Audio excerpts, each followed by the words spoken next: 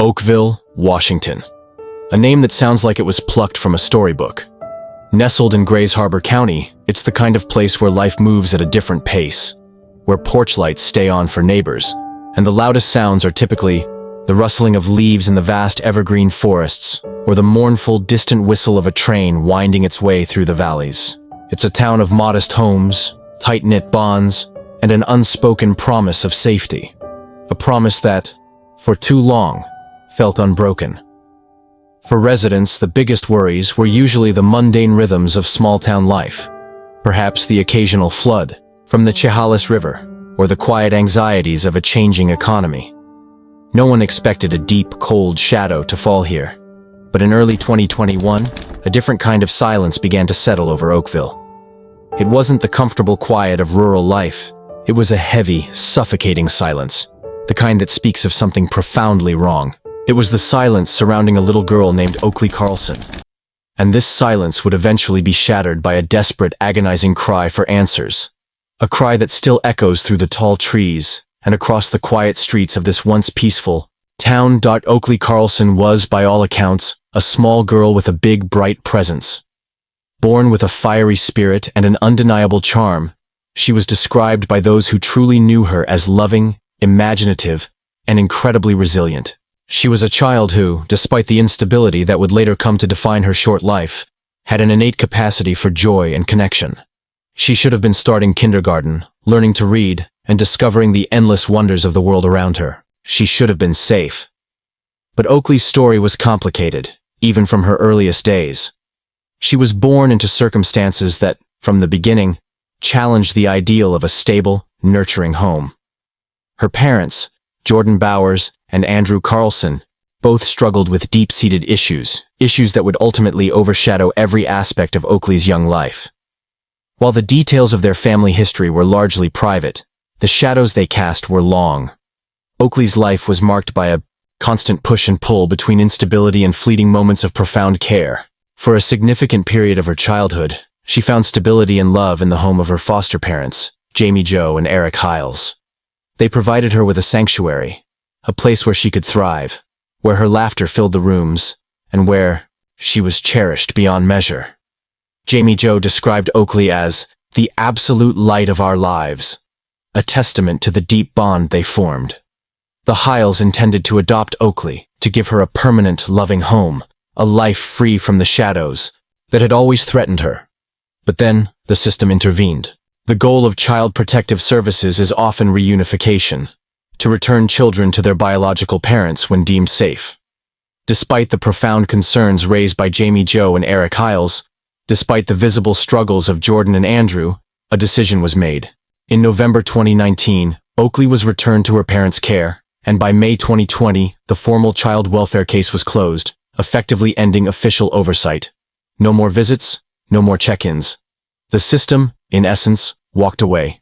With the closure of her case, Oakley's life, unseen by the outside world, descended back into chaos. The structured, loving environment of her foster home was replaced by the instability of her parents' struggle. The perfect family facade, often maintained for the benefit of caseworkers, began to crumble once the official oversight ended. What happened behind those closed doors in the months that followed remains largely unknown to the public, pieced together only by fragments of later testimony and the harrowing accounts of other children in the home. The last undisputed, independent sighting of Oakley Carlson alive was on February 10, 2021, just after her 4th birthday, a full 10 months before she would finally be reported missing. What transpired during those 10 months in that period of unseen vulnerability is the heart of this chilling mystery. It was a period of silence that speaks volumes, a time when a child's cries, if they were heard at all, were only heard by those who would remain silent themselves. Neighbors, who once saw Oakley playing in the yard, noticed her absence. Friends of the family began to ask questions, but their inquiries were often met with vague answers, excuses, or outright deflection. Jordan Bowers would claim Oakley was sick, or visiting relatives, or staying with friends, each explanation more flimsy than the last. But in a small town, people often give the benefit of the doubt, or hesitate to intrude on private family matters. a hesitation that would later haunt them. The first official sign that something was gravely wrong came not from a welfare check, but from a disaster. In late November 2021, the Carlson home caught fire. Firefighters responded, and while the blaze was contained, what they observed on the property and the behavior of Andrew Carlson sparked quiet concern. He was present, but his demeanor reportedly struck some as unusual for someone whose home was actively burning. It was a minor detail, but it was a crack in the already fragile facade. The fire also prompted another crucial visit. Jessica Swift, a principal from one of the siblings' schools, became deeply concerned when one of Oakley's siblings disclosed unsettling information. When asked directly about Oakley, the 6-year-old reportedly became visibly distressed, stating that Oakley was no more, and that their mother, Jordan Bowers, had explicitly told them not to talk about Oakley. This was no longer a vague excuse. This was a chilling revelation. This alarming testimony, coupled with other concerning observations, led Jessica Swift to do what countless others hadn't or couldn't. On December 5, 2021, she contacted the Grays Harbor Sheriff's Office to request a welfare check on Oakley Carlson. The very next day, on December 6, 2021, Oakley's 5th birthday, Andrew Carlson and Jordan Bowers finally reported their daughter missing. 10 months too late, the reporting of Oakley's disappearance, so long after her last known sighting, immediately cast a dark cloud over her parents. The Grays Harbor Sheriff's Office launched a full-scale investigation, but their initial interactions with Jordan Bowers and Andrew Carlson were frustrating, to say the least. Their stories were inconsistent, evasive, and seemed designed to obscure rather than clarify. They couldn't even agree on when they had last seen their own daughter. As detectives pressed, the conflicting narratives from the parents became glaring. 1 minute, they claimed Oakley had been with them days before. The next, they referenced a sighting closer to Thanksgiving. These shifting stories stood in stark contrast to the disturbing testimony from Oakley's siblings, who insisted they hadn't seen their sister since early 2021, a full 10 months prior. The chilling implication was undeniable. If the children hadn't seen her, and the parents were lying about her whereabouts, then Oakley had likely been gone for a very long time. A search warrant was executed for the Carlson home. What investigators discovered inside was deeply disturbing and corroborated the siblings' accounts of neglect. The house was in squalor. Evidence of severe neglect was rampant. A lack of proper bedding for children, unsanitary conditions, and clear signs of drug use. The very environment that was supposed to be a safe haven for young children was, in reality, a hazardous and deeply disturbing place. The conditions inside the home, coupled with the parents' evasiveness, rapidly escalated the investigation from a missing person case to a criminal inquiry. The police now suspected foul play. The search for Oakley was no longer just about bringing a lost child home. It was about finding answers in the face of a terrifying silence and holding those responsible accountable for what had clearly been a long-term pattern of abuse and neglect. The hunt for Oakley Carlson, the lost girl of Oakville, had truly begun. The moment police stepped inside the Carlson family home on that cold December day, the narrative shifted. This was not the picture-perfect suburban ideal. This was a house in disarray, a chaotic environment that immediately raised questions about the welfare of the children living within its walls.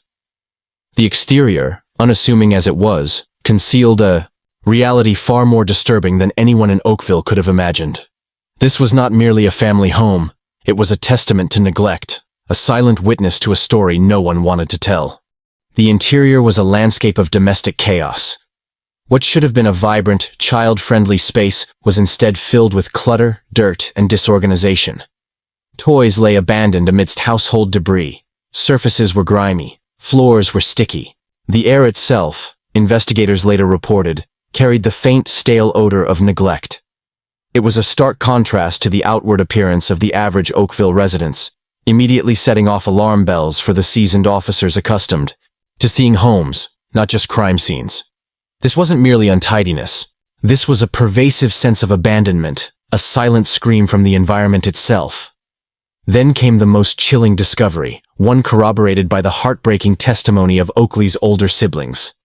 Beneath the main staircase, concealed from casual view, was a small confined space. It was not a cozy nook for play. It was a crude, makeshift cell. Witnesses later described it as a place where Oakley was allegedly confined, a place where she was subjected to isolation and punishment. The thought of a small child, confined to such a dark and desolate space within her own home, sent a shiver down the spine of every officer present. It painted a picture of a home where punishment transcended discipline, where a child's cry could be muffled, unheard by the outside world. The squalor of the home wasn't the only concern. Evidence of active drug use was also readily apparent. This wasn't new information to authorities. Both Jordan Bowers and Andrew Carlson had documented histories with substance abuse, a fact that had previously led to the temporary removal of their children, including Oakley. But seeing the direct evidence within the home, amidst the remnants of a child's life, underscored the immediate danger the children had faced.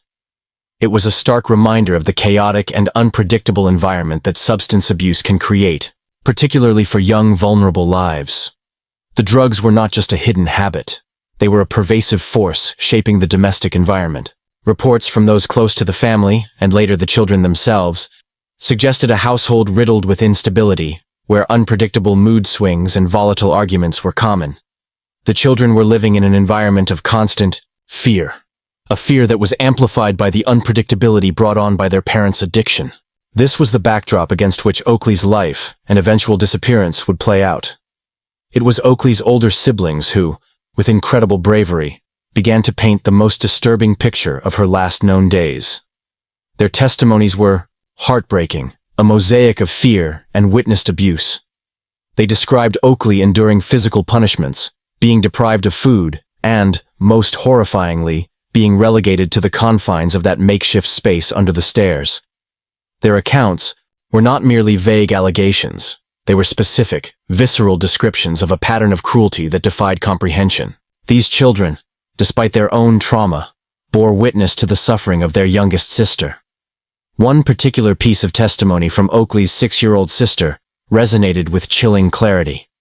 When asked about Oakley, the child became visibly distressed. Hesitantly, reluctantly, she uttered the words that would send a cold dread through every investigator.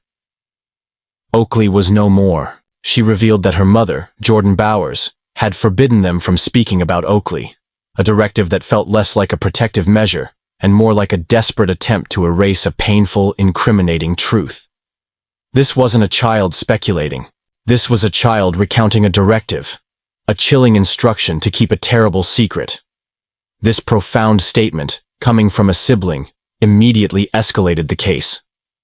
It suggested not just a missing child, but a deceased child, and a concerted effort to conceal her fate. The discovery of the cell under the stairs provided a horrifying context to the child's words. It was evidence of a cruel and unusual punishment, a place where a child could be isolated, unheard, and out of sight. Confronted with the squalid conditions, the drug paraphernalia, and the heartbreaking accounts from their own children, Jordan Bowers and Andrew Carlson remained largely uncooperative. Their initial stories about Oakley's whereabouts continued to crumble under scrutiny. They offered no plausible explanation for their children's testimonies, no logical reason for the state of their home, and no genuine efforts to assist in the search. Their silence, or their outright fabrication of stories, became a key piece of circumstantial evidence. With the grim reality of the home laid bare, and the parents firmly established as prime suspects, the search intensified.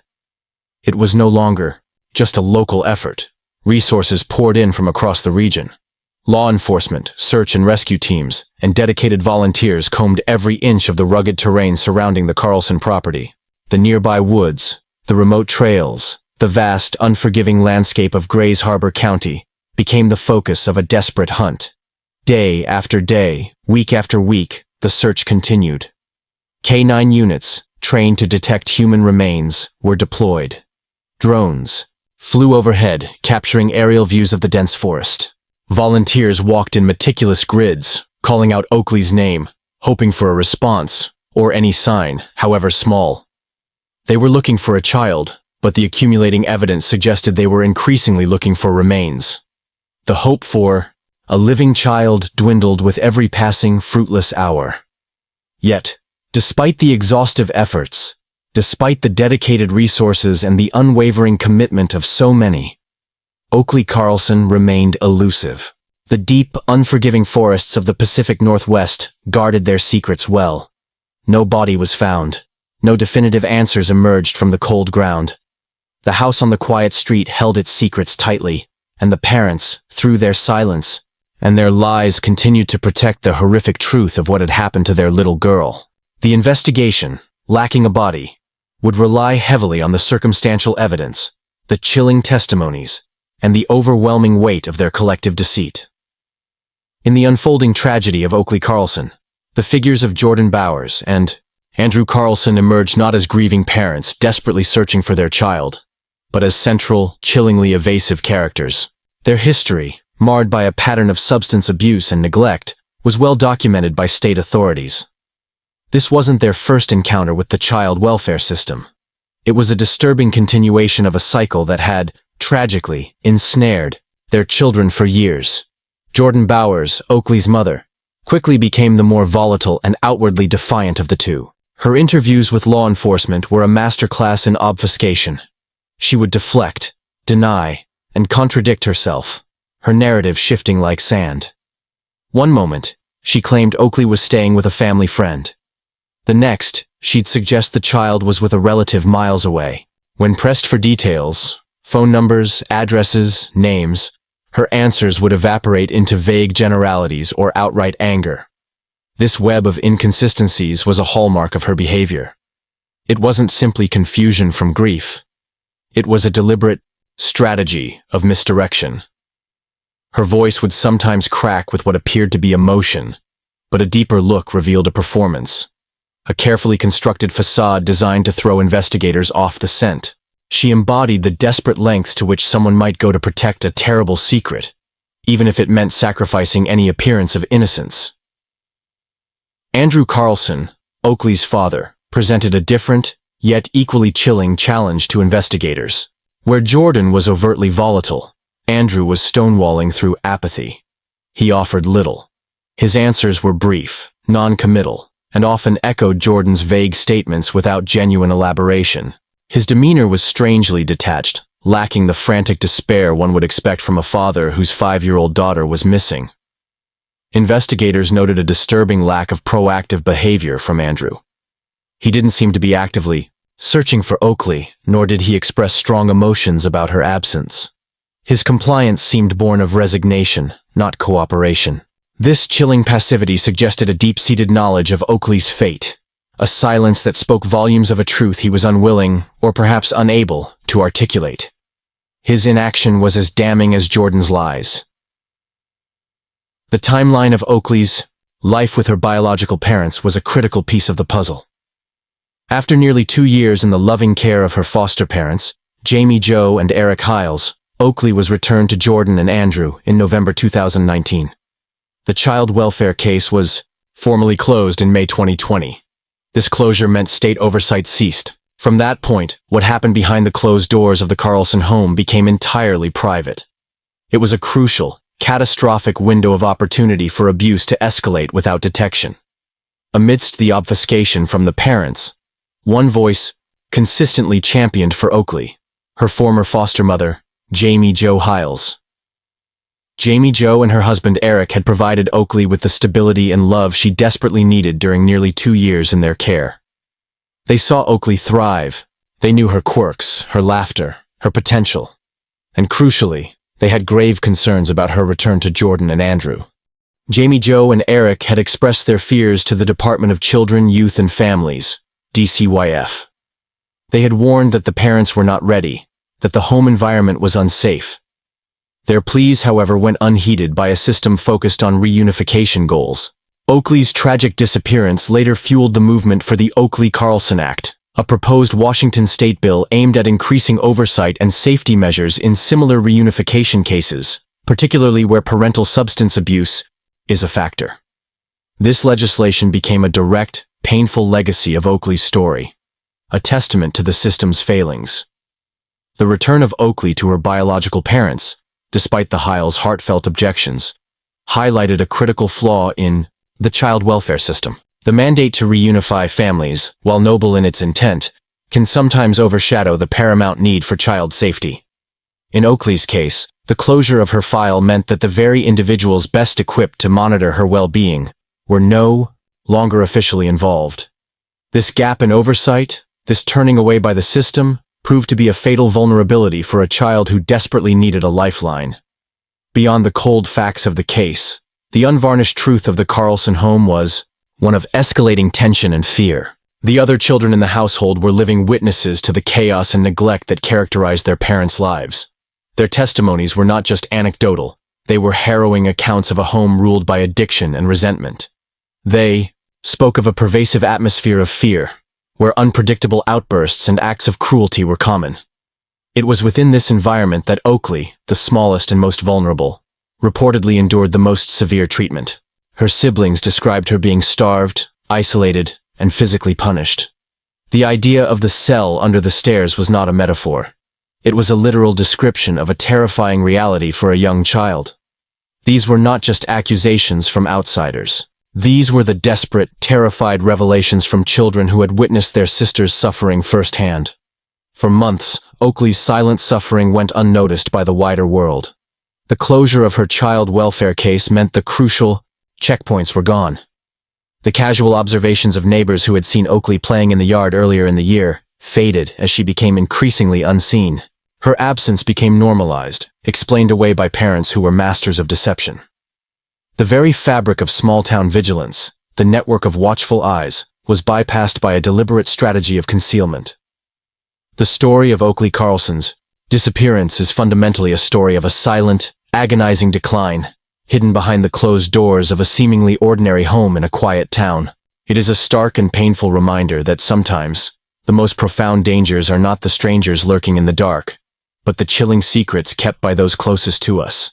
Secrets that can extinguish a child's light and leave a community forever grappling with unanswered questions and an unbearable truth.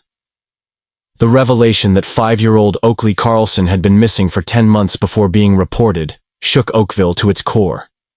This wasn't just a local tragedy, it quickly became a national headline. A stark and painful symbol of what happens when a vulnerable child is failed by the very systems designed to protect them. The initial grief among residents swiftly morphed into a simmering outrage, directed not just at Oakley's parents, but at the perceived failures of the child welfare system. Oakville, a town accustomed to its quiet rhythms, was suddenly thrust into an unwelcome spotlight. Community members, many of whom had known Oakley or seen her playing in happier times, organized search parties, set up donation drives, and held vigils. Her face, a sweet, innocent reminder of a life cut short, was plastered on posters in every storefront and lamppost. These were not just strangers, these were neighbors, friends, and concerned citizens who felt the profound weight of a child's suffering and a system's oversight.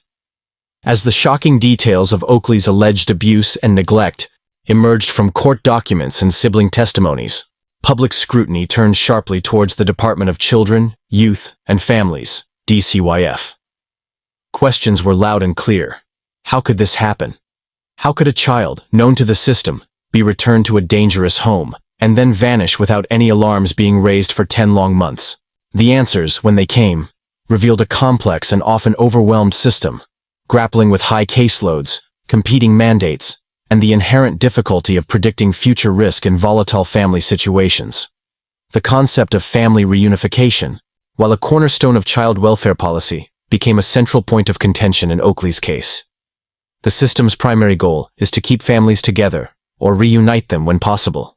This often involves providing services and support to biological parents to help them create a safe environment. However, critics argued that in Oakley's instance, the pursuit of reunification overshadowed vital safety concerns. Her foster parents, Jamie Jo and Eric Hiles, had explicitly voiced their fears about returning Oakley to Andrew and Jordan, citing ongoing substance abuse and instability. Their pleas, however, were not enough to prevent the reunification and the subsequent closure of Oakley's case. As the police investigation deepened, the legal machinery began to grind into motion against Jordan Bowers and Andrew Carlson. While Oakley's body remained tragically undiscovered, the evidence of child endangerment and neglect was overwhelming, largely bolstered by the heartbreaking testimonies of their other children and the squalid conditions found in their home. The initial charges levied against them revolved around these provable offenses, rather than a direct charge related to Oakley's death, due to the lack of physical evidence of her demise. In February 2022, Jordan Bowers and Andrew Carlson were convicted of 2 counts of child endangerment with a controlled substance. This stemmed from exposing their other children to methamphetamine, a stark confirmation of the dangerous environment Oakley and her siblings had endured. Jordan Bowers received a 20-month prison sentence. Andrew Carlson was sentenced to a shorter term and was released from jail in August 2022. However, Jordan Bowers' legal troubles were far from over. Upon her release from prison in January 2023, she was immediately arrested again, this time on identity theft charges. These were unrelated to Oakley's disappearance, but highlighted a pattern of criminality and a disregard for the law that painted an even darker picture of her character. She was later sentenced to 43 months in prison for these crimes, extending her time behind bars significantly. Even as these legal battles unfolded, the core question of Oakley's whereabouts remained a haunting, unanswered plea. Neither parent offered any concrete information about her location. Their continued silence on Oakley's fate, even while facing other charges, was a chilling testament to their unwillingness to provide any form of closure, either for investigators or for the heartbroken community. Their refusal to cooperate in finding their own child spoke volumes, solidifying the grim belief among law enforcement that Oakley was no longer alive. Oakley Carlson's story became a powerful catalyst for change in Washington state. The proposed Oakley Carlson Act, House Bill 1397, emerged as a direct response to the systemic failures exposed by her disappearance. This bill aimed to overhaul aspects of the child welfare system, specifically focusing on increasing oversight for children being reunified with parents who have a history of substance use disorders. The bill sought to mandate rigorous drug testing for a minimum of 6 months before parents could regain custody, and proposed an extended period of 5 years of continued supervision after reunification. It also pushed for improved communication channels between foster parents, who often have the most intimate knowledge of a child's needs and their biological parents' true progress, and DCYF caseworkers. The goal was simple: to ensure that no other child would fall through the cracks as Oakley did. While the legislative journey was complex and faced challenges, the Oakley Carlson Act brought critical attention to the urgent need for reform. It forced lawmakers and the public to confront the uncomfortable realities of child welfare, the devastating consequences of systemic flaws, and the ethical dilemmas inherent in balancing family preservation with child safety. Oakley's name, tragically, became synonymous with this fight for better protection for vulnerable children. The anger and the calls for reform were tangible, but beneath it all lay the profound, collective grief of a community that had lost one of its own. Every passing day without Oakley brought a renewed ache, a deeper sense of injustice. Her memory became a haunting presence, a constant reminder of innocence lost and questions unanswered. The case of Oakley Carlson will forever be a part of Oakville's history, a somber chapter etched into the town's identity. It forced a painful introspection, a realization that even in the quietest, most idyllic corners of America, unspeakable tragedies can occur when a child's cries are silenced, and when the systems designed to protect them falter. The collective grief, the righteous anger, and the determined pursuit of justice for Oakley represent a community's refusal to forget, a solemn vow that her brief, troubled life will not be in vain. In the quiet, unassuming town of Oakville, Washington, the name Oakley Carlson is no longer just a name. It's a whisper, a prayer, a constant ache.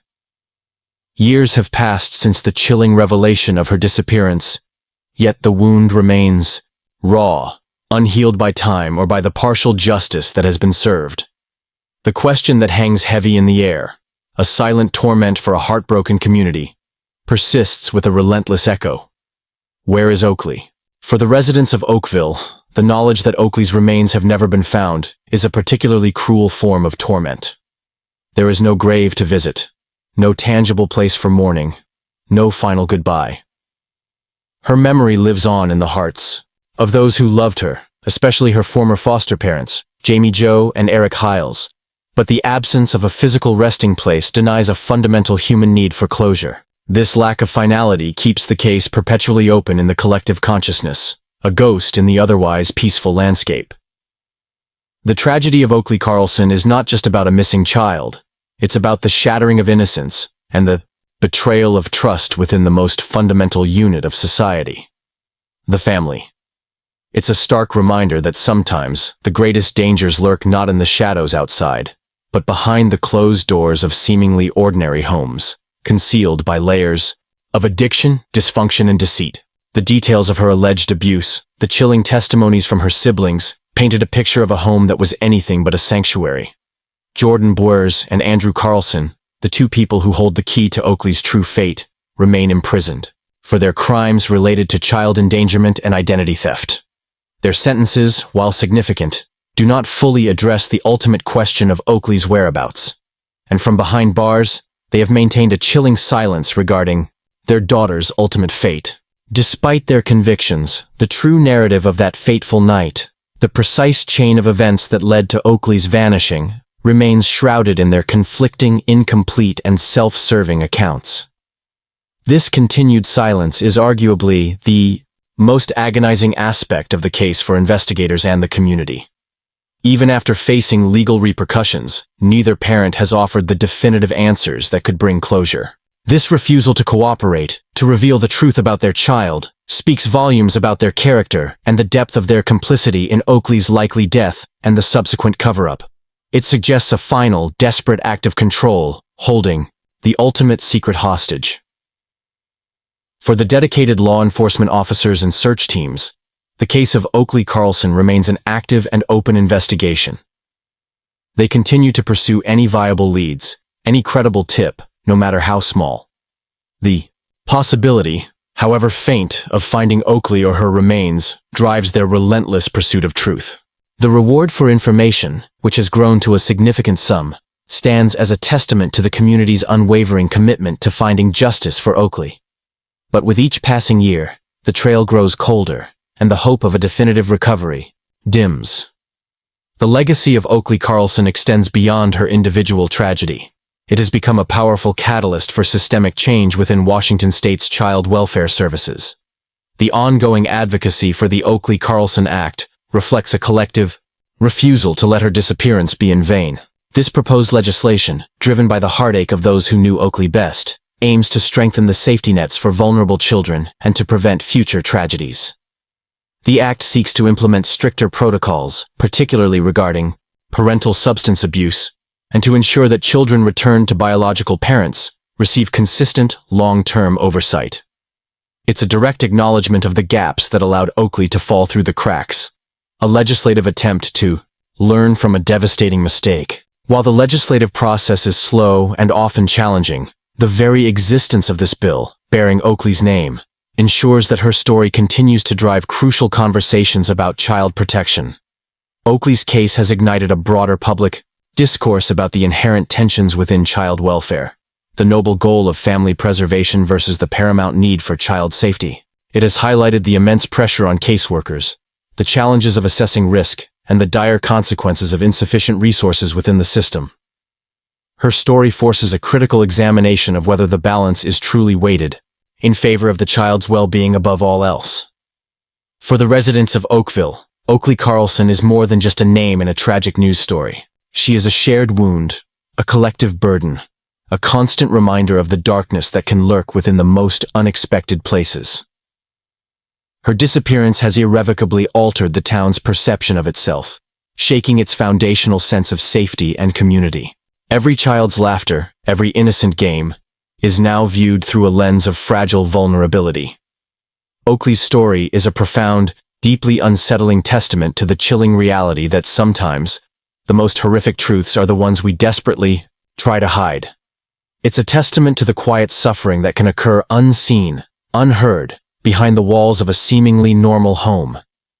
And it is a testament to the enduring power of a community's love and unwavering commitment to justice, even in the face of profound and agonizing uncertainty.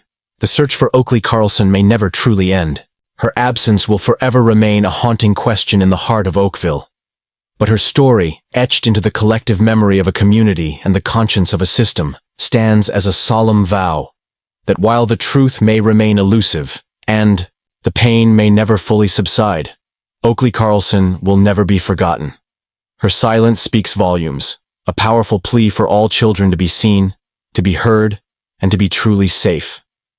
Please subscribe and like my channel for more cold cases like this.